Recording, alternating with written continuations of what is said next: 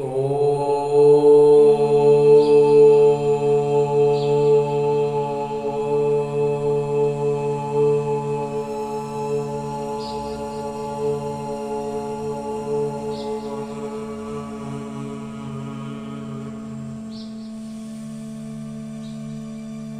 शांति।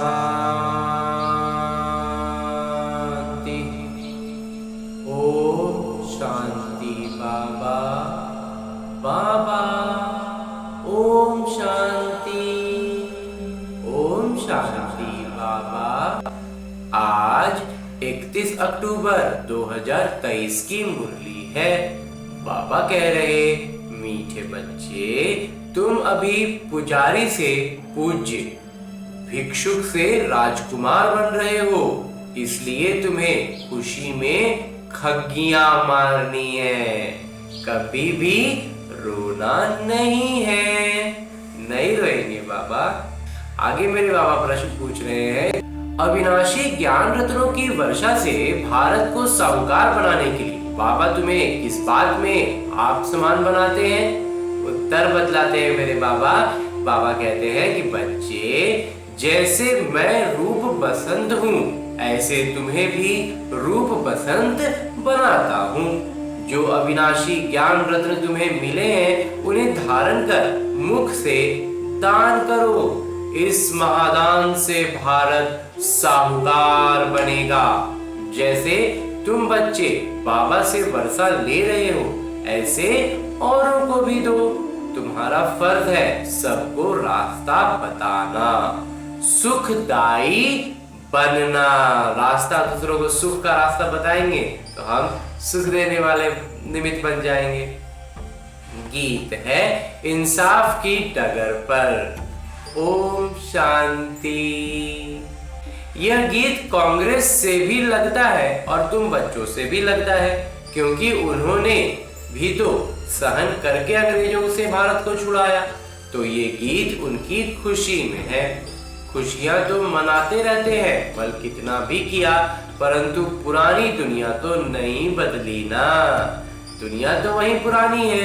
तुम बच्चे जानते हो, श्रीमत पर हम इस दुनिया को बदल रहे हैं। वो श्रीमत नहीं कहेंगे, उसको श्रीमत नहीं कहेंगे। श्रीमत है ही एक भगवान की। तुम हो अभी बाबा की श्रेष्ठ से श्रेष्ठ श्रीमत पर। उन्होंने फिर श्री कृष्ण का नाम डाल दिया है। अभी तुम बच्चे जानते हो, ये है श्री शिव बाबा की मत। कृष्ण को बाबा कहना शोभता नहीं, श्री शिव बाबा की मत। श्री कृष्ण बाबा की मत तो नहीं कहेंगे। तो तुम इस भारत को फिर से पवित्र बना रहे हो। भारत खंड ही मुख्य है, क्योंकि ये बेहद के पिता का अवतरण स्थान है। सारी दुनिया के मनुष्य मात्र का जो पिता है, अर्थात सर्व के सद्गति दाता है, उनका ये अवतरण भूमि है। इनको सर्वोत्तम तीर्थ कहा जाता है। इन जैसा ऊंच से ऊंच तीर्थ कोई है नहीं, परंतु गीता में नाम बदल दिया है। ये भारतवासी खुद नहीं जानते कि ये भारत बेहद के पिता का अवतरण स्थान है। भल शिवरात्रि मनाते हैं, परंतु ये पता ही नहीं कि शिव कौन है, कब आए, उनका नाम रूप क्या है। तुम अब जान गए हो। अभी शिवलिंग के चित्र में सफेद सितारे दिखलाते हैं, जो मनुष्य स्पष्ट समझे कि परमात्मा का ये रूप है। परंतु पूजा आदि कैसे की जाए, उस रूप में फिर पूजा कैसे करें, इसलिए बड़ा रूप बनाया है वास्तव में सितारे जैसा। तो बाबा जौहरी भी है। बाबा अलौकिक जौहरी है। बाबा को मालूम है एक पत्थर भी होता है जिसको स्टार रूबी, स्टार फाइन, माणिक, स्टार नीलम आदि कहते हैं। वो बहुत कीमती है, मूल्यवान है। अखबार में भी पढ़ा था कि सबसे बड़ा स्टार फलाने खजाने से चोरी हो गया। तो ये शिवलिंग लाल तो है, इसमें बीच में है सफेद सितारा, स्टार लाइट। समझाने में बहुत सहज होगा, स्टार सितारा सफेद होता है ना, आत्मा का भी सफेद ही साक्षात्कार होता है। चीज तो यही है, सिर्फ स्टार लगाना, सिर्फ सितारा है और कुछ लिखने की दरकार नहीं रहेगी। समझाना बहुत सहज होगा। नीचे ये लिखत तो है ही कि आपका जन्म सिद्ध अधिकार स्वर्ग की राजाई, क्योंकि हेवनली गॉड फादर है, परम पिता परमात्मा स्वर्ग के रचयिता है, तो स्टार लाइट डालना जरूर है। तो बाबा कहते हैं उसमें सितारे का जो रोशनी है ना वो जरूर डालना है। अब बाबा निर्देश दे रहे हैं, झट काम कर लेना चाहिए। ऐसे पत्थर भी होते हैं जिसमें स्टार बड़ा फर्स्ट क्लास दिखाई दे, यहाँ उनकी बहुत वैल्यू है, यहाँ उनका कीमत मूल्यवान हो गया। फिर सतयुग में इन चीजों की कोई मोल ही नहीं रहता, वहाँ भरा पड़ा है, तो कोई भी चीज जब बहुत ज्यादा हो जाए तो उसका कीमत नहीं लगने लगता है। वहाँ ये जवाहरात तो पत्थर गिने जाते हैं, महलों में लगाते रहते हैं। ये दुनिया अब बदल रही है। तुम बच्चे जानते हो हम स्वर्ग के मालिक बनने के लिए बाबा से वर्षा ले रहे हैं, पढ़ रहे हैं। जितना जो पढ़ेगा उतना उच्च पद पाएगा। पढ़ना और फिर पढ़ाना भी है, यानी आप समान बनाना है, तब ही उच्च पद पा सकेंगे। बच्चे समझते हैं हम ब्राह्मण हैं, हमको सच्ची यात्रा सिखलानी है, हर एक को बाबा का परिचय देना है। कोई भी मनुष्य मात्र बाबा को नहीं जानते, बाबा तो एक ही है, बाकी सबको अपना अपना किरदार मिला हुआ है। एक आत्मा का किरदार न मिले दूसरे से। आत्मा तो अविनाशी है, उनके रूप में कोई फर्क नहीं हो सकता। शरीर में फर्क है और एक आत्मा का किरदार फर्क है, मतलब अलग अलग आत्मा का अलग अलग किरदार है, कभी भी एक का दूसरे से बाबा कहते हैं मेल नहीं खाएगा। हर एक आत्मा जो सितारा है उसमें अविनाशी किरदार भरा हुआ है, अतुलनीय किरदार है, एक दूसरे से तुलना करने की कोई दरकार ही नहीं है, दोनों सब हमेशा अलग ही रहेंगे। ये बातें अभी तुम जानते हो। क्रमशः पुरुषार्थ अनुसार, लेकिन उसको समझने में, उसको जानने में भी हम पुरुषार्थ अनुसार क्रम में लग जाते हैं कम ज्यादा। तो जैसे आत्मा है, गाते भी हैं, चमकता है भ्रिकुटी के बीच अजब सितारा। तो अजब है ना, कितना छोटा सा सितारा, उसमें 84 जन्मों का किरदार भरा हुआ है। ये बातें जब सुनेंगे तो बहुत आफरीन देंगे कि बरोबर इन्हों को तो पढ़ाने वाले वो परमात्मा है। तुमको तो सबको पढ़ाना है। भल क्रिश्चियन लोग अंग्रेजी जानने वाले हैं तो हिंदी में बोलो, फिर इंटरप्रेटर जो भाषा को अनुवाद करने वाले होते हैं इंग्लिश में उसको ट्रांसलेट कर सुनाते जाएंगे। उनके पास इंटरप्रेटर अनुवाद करने वाले होते हैं। बाबा कहते हैं वो लोग जो आते हैं ना तो अपने साथ अनुवाद करने वालों को लेकर आते हैं। हर एक को रास्ता बताना है, औरों को भी सुखदायी बनाना है। ये तुम बच्चों का फर्ज है। तुम खुद बाबा से इतना वर्षा ले रहे हो तो फिर औरों को भी देना पड़े। ये है महादान। ये एक एक वर्जन लाखों रुपयों का है। एक एक बात बाबा जो बतलाते हैं ना ये अनमोल है। शास्त्रों के वर्जन्स अगर लाखों रुपयों के होते तो फिर भारत इतना कंगाल क्यों होता। बात है कि अगर शास्त्रों की हम बात करते हैं, अगर शास्त्रों में सब ऐसा ही होता, इतने ही मूल्यवान बातें होती तो फिर भारत गरीब नहीं होता ना। गरीब हुआ है मतलब उसमें छेड़छाड़ हुई है, वो उसमें वो शुरुआत से ही बाबा कहते हैं वो भक्ति मार्ग में ही शुरू हुआ है ना, तो उसमें बाबा का परम पिता परमात्मा का ज्ञान नहीं है। तो तुम बच्चों को समझाना है, बाबा का परिचय देना है। वो भी परम आत्मा है, रूप भी है, बसंत भी है, परंतु अविनाशी ज्ञान रत्नों की वर्षा कैसे करें। जरूर शरीर चाहिए। तो बाबा आकर तुम बच्चों को अर्थात तुम्हारी आत्मा को रूप बसंत बनाते हैं। अविनाशी ज्ञान रत्नों की धारणा करनी है, मुख द्वारा फिर ये दान देना चाहिए। जिन रत्नों का कोई मूल्य नहीं कर सकता उस पर भी एक कहानी है, तो ये धारणा करनी चाहिए। कहते हैं ना शिव बाबा बम बम भोलानाथ भर दे झोली। ये अविनाशी ज्ञान रत्नों से झोली भरनी है, लौकिक चीजों से नहीं भरनी है। फिर वहां तो तुम्हारे महल हीरे जवाहरों के बन जाएंगे। तो ये हर एक को समझाना है, जहाँ पिता रहते हैं वो है निर्वाण धाम अथवा मुक्ति धाम। बुद्ध आदि के लिए कहते हैं पार निर्वाण गया, तो वो सभी का होम घर हुआ ना, जब सब वहां जा रहे तो घर ही होगा। तो वो पिता का भी घर है। अभी पिता आए हुए हैं सबको ले जाने के लिए, अथाह धन दे रहे हैं। तो बाबा का परिचय तुम नहीं देंगे तो कौन देगा? अगर हम बाबा को पहचान गए, हम बाबा को जान गए, तो हम ही तो फिर बाबा का परिचय देंगे ना, बाबा का प्रतिनिधित्व करेंगे। तो बाबा कहते हैं ये सब देह के धर्म है कि मैं क्रिश्चियन हूँ, मैं फलाना हूँ, ये सब छोड़ अब मुझ पिता को याद करो, जिसको तुम भक्ति मार्ग में याद करते आए हो। गायब ही जाता है अंतमति सोगति। ग्रंथ में भी है ना, अंतकाल जो स्त्री सिमरे अब कुकर सुकर तो बन नहीं सकते। एक तो हम लोग को जो कहानी सुना दिया गया है कि अलग अलग जानवरों के रूप में हमारा जन्म होता है, तो बाबा कहते हैं वो तो होता नहीं है। तो फिर भी जन्म तो मिलता है ना, लेकिन जन्म तो लेना पड़ता है। यहाँ बाबा कहते हैं देही अभिमानी बनो, यानी आत्म अभिमानी बनो, मुझे याद करो। तुम अपने पिता को और घर को भूल गए हो।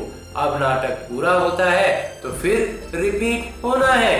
इस्लामी, बौद्धी, क्रिश्चियन सब अपना किरदार रिपीट करते आए, सबको अपना अपना जो किरदार मिला हुआ वो उसको निभा रहे हैं। ये नाटक अनेक बार रिपीट होता आया है, उनका कोई आदि अंत नहीं। नाटक का आदि अंत तो है, फिर रिपीट होता रहता है और ये ऑटोमेटिकली हो रहा है, एकदम स्वाभाविक रूप से ये चीज चल रही है। ये बातें जिनकी समझी हुई है उनको औरों को समझाना पड़े कि आकर पिता को जानो, बाबा से अपना परिचय लो, तब बाबा का ज्ञान समझ में आएगा। तो बाबा को न जानने से मनुष्य अनाथ बन गए हैं। अभी समझो, पोप कहते हैं ना कि लड़ाई ना करो, तो भी वो मानेंगे थोड़े ही। अभी क्रिश्चियन के जो पोप है वो भी कह रहे हैं कि लड़ाई मत करो, लेकिन क्रिश्चियन लोगों का बड़ा है पोप, वो कह रहे हैं फिर भी नहीं सुन रहे। सबका गुरु है, फिर गुरु की मत पर क्यों नहीं चलते? सबके पास कोई ना कोई गुरु है और वो बोल रहे हैं कि लड़ाई झगड़ा नहीं करो, फिर भी वही काम हो रहा है। ये कोई को भी बात मानने वाले नहीं है। बाबा ही आकर के मत देते हैं तो सबको समझाना है। धीरे धीरे सब धर्म वाले समझेंगे। पहले तुम सिर्फ सिंधी थे, अब सब आने लगे हैं। क्रिश्चियन का भी पिता का परिचय देना चाहिए, जिससे वे भी पिता से वर्षा लेने के हकदार बने। इसमें थकना नहीं चाहिए। ये प्रदर्शनी तो बहुत जोर से चलेगी। सेवा योग्य बच्चों के ऊपर सेवा की बड़ी जिम्मेवारी है। वही दिल पर चढ़ेंगे और फिर तख्त पर भी सवार होंगे। जब बाबा के दिल में सब चढ़ जाएंगे, बाबा के दिल में समा जाएंगे, वो बाबा कहते हैं उनको तख्त भी मिल जाएगा। तो महादानी बनना है और फिर याद करना है पिता को। वो सुनिश्चित करते हैं दूसरे जन्मों के लिए। ईश्वर अर्थ व कृष्ण अर्थ दान करते हैं। वास्तव में कृष्ण तो है ही साहूकार, उनको तो दान लिया हुआ है। बाबा से वर्षा लिया, उन्होंने बाबा से वर्षा लेके भरपूर हो चुके हैं। वो तो स्वर्ग के राजकुमार बने, तो स्वर्ग स्थापन करने वाले से वर्षा लिया ना, परंतु लिया कैसे, ये किसी की बुद्धि में नहीं बैठता। बाबा ने ही कृष्ण को भी वर्षा दिया है। वर्षे को ही दान भी कहा जाता है। कन्या दान करते हैं ना। अभी बाबा कहते हैं मैं तुमको अविनाशी ज्ञान रत्नों का दान करने आया हूँ। इसके लिए प्रबंध रचना पड़े, भल खर्चा हो, हर्जा नहीं। बाबा कहते हैं इन कामों में थोड़ा बहुत तो खर्च करना ही पड़ेगा, लेकिन इसमें कोई हर्ज नहीं है। हमारे पास बच्चों ने साक्षात्कार तो किया है। इब्राहिम, बुद्ध, क्राइस्ट आदि सब बड़े बड़े अंत में आते हैं। जरूर सुनेंगे तब तो पद पाएंगे ना। बच्चों को भी तो खुश होना चाहिए। क्रिश्चियन का भारत से कनेक्शन बहुत है। राजाई भी ली, रिटर्न भी कर रहे हैं। उन्होंने तो भारत की बहुत संभाल करनी है। अगर भारत पर कोई चढ़ाई कर ले तो सब पैसे खत्म हो जाए। उन्हों के पैसे तो बहुत दिए हुए हैं, सारी रकम ही समाप्त हो जाए। इसलिए हर तरफ से कोशिश करेंगे कि भारत को बचाए। भारत को बचाने की पूरी कोशिश करेंगे। इन्हों की मदद तो चाहिए जरूर और रिटर्न भी चाहिए। इनकी मदद भी जरूर चाहिए और फिर रिटर्न भी, तो उनको तो संभाल करनी ही है। बाबा जानते हैं भारत गरीब है तो वहां से भी मदद कराते हैं और खुद भी आकर मदद दे रहे हैं। अभी वो मदद देते हैं और भविष्य के लिए फिर बाबा मदद देते हैं। तो बहुत अच्छा एक मंडप बनाकर वहां सब क्रिश्चियन को निमंत्रण देना है। कितने अच्छे अच्छे चित्र है, इनमें सारा ज्ञान है। दिन प्रतिदिन बुद्धि का ताला खुलता जाएगा। जैसे जैसे ज्ञान को समझते जाएंगे, मंथन करते जाएंगे, ज्ञान बुद्धि जो है ना वो ज्ञान में आगे बढ़ते जाएंगे। तुम जानते हो छोटी आत्मा में कितना भारी किरदार भरा हुआ है।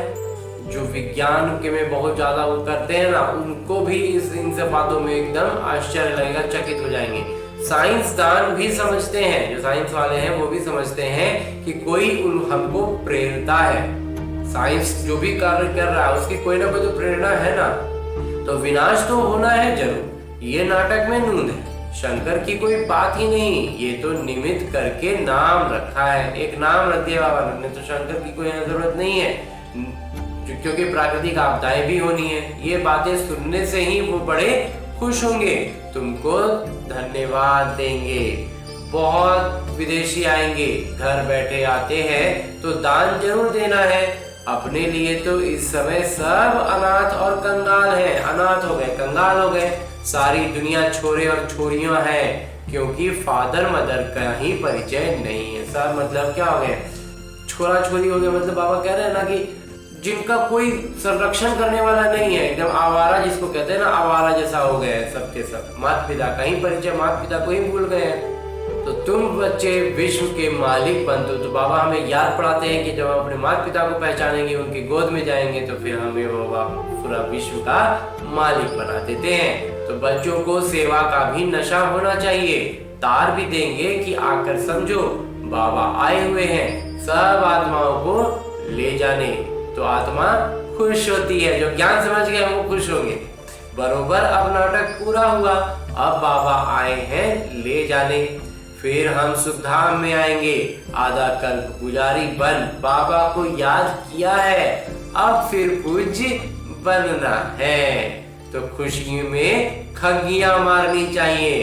खुशी न होने से फिर रोते रहते हैं, और इस ज्ञान को नहीं समझेंगे, खुश नहीं होंगे तो फिर रोते रहते हैं। जो रोते हैं सो खोते हैं। हाँ, ऐसे सुख देने वाले पिता की याद में प्रेम के आंसू आए तो वो माला के दाने हैं। बाबा की श्रीमत से श्रेष्ठ बनेंगे। ये बाबा भी कहते हैं, कदम कदम पर शिव बाबा की मत पर चलना है। श्रीमत ही श्रेष्ठ है, बड़ी ऊंची पढ़ाई है। तीर्थों पर मनुष्य जाते हैं, बहुत कठिनाइयां को सामना करना पड़ता है। अब पहले तो पैदल जाते थे, अभी तो सरकार ने सहज कर दिया है। तो बाबा समझाते हैं, कदम कदम पर श्रीमत पर चलना है।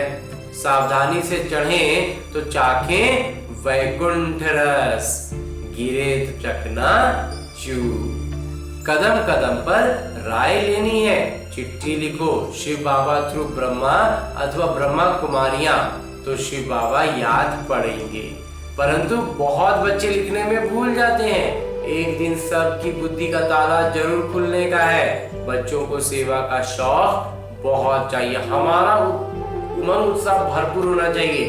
बाबा कहते हैं फिर तो परिणाम मिलेगा ही। सेवा बहुत करनी है, ये भी नाटक में नूंद है। खर्चा आप ही है, उसका खर्च जो है वो बाबा कहते हैं वो आ जाएगा, उसका टेंशन हम लोग को नहीं लेना है। अनायास ही सब कुछ होता जाएगा। बाबा कहते हैं तुमको 3 पैर पृथ्वी का मिलना भी मुश्किल है, फिर भी तुमने कल पहले भारत को स्वर्ग बनाया ही है। ऐसा नहीं कि नहीं बनेगा, बनेगा तो है ही। अब हमें अपना उमंग उत्साह को भरपूर रखना है ताकि हम सेवा करते चले जाए, परिणाम तो बाबा देंगे ही। अच्छा, समझाते तो बहुत है, धारणा भी हो। ज्यादा भारी माल खाने से फिर हजम नहीं होता है। प्रदर्शनी में फल आते तो बहुत हैं, परंतु एक को भी ये निश्चय नहीं बैठता कि इन्हों को पढ़ाने वाले अथवा राजयोग सिखलाने वाले पिता हैं। पहले पहले ये निश्चय बिठाना है। तुम समझा सकते हो, ये प्रजापिता ब्रह्मा कुमार कुमारियां, रचयिता तो एक ही परमपिता परमात्मा है, बाबा से ही वर्षा मिलना है। तो बाबा का जब तक बच्चा ना बने तब तक वर्षा मिलना, जब तक हम बाबा को पहचानेंगे नहीं, बाबा की गोद में जाएंगे नहीं, तो बाबा हमें फिर दुलारेंगे कैसे? तो बाबा का दुलार ही है ना अविनाशी ज्ञान रत्न और फिर स्वर्ग का सुख। तो भक्तों को फल देने वाले हैं पिता।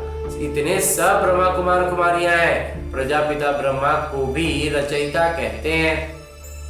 अभी रचना होती है नई दुनिया की। भगवान वाच, मैं तुमको राजयोग सिखाता हूँ। अच्छा, मीठे मीठे भाग्यशाली सितारों प्रति ज्ञान सूर्य ज्ञान चंद्रमा का याद प्यार और आशीर्वाद। रूहानी बाबा की रूहानी बच्चों को नमस्ते। हम रूहानी बच्चों की ओर से रूहानी माता पिता को बाबा को याद प्यार और प्रणाम।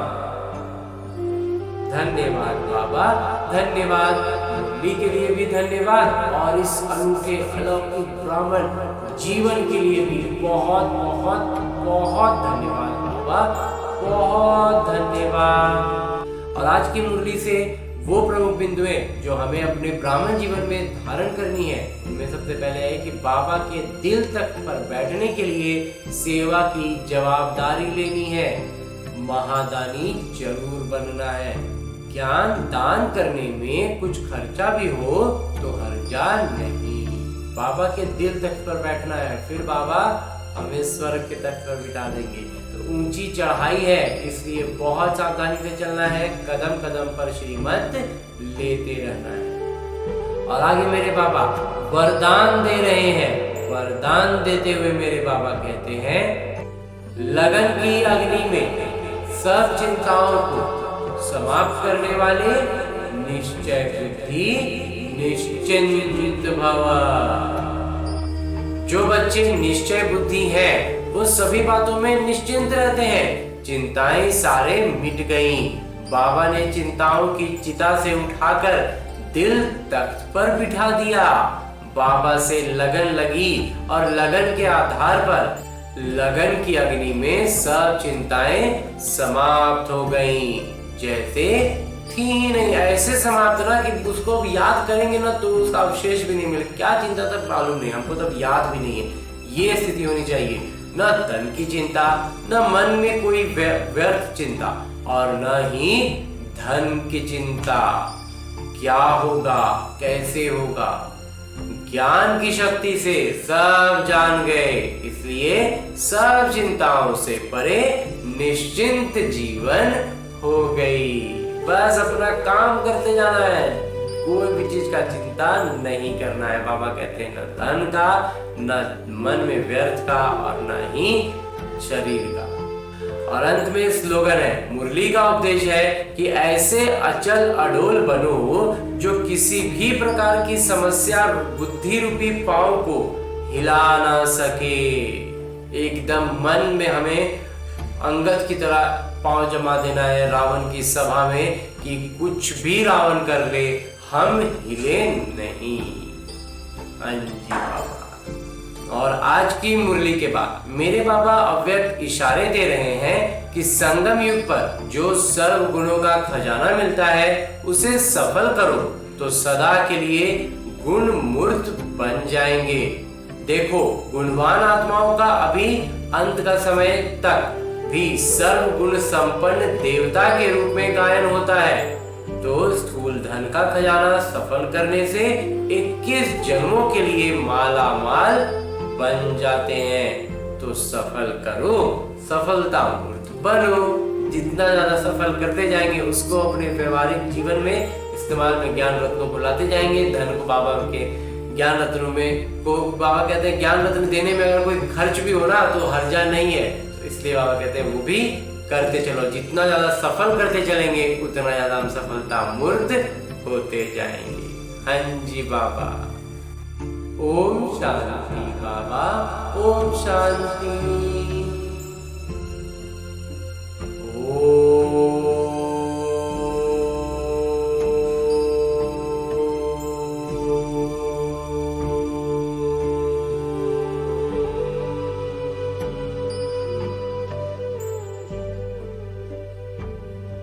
शांति।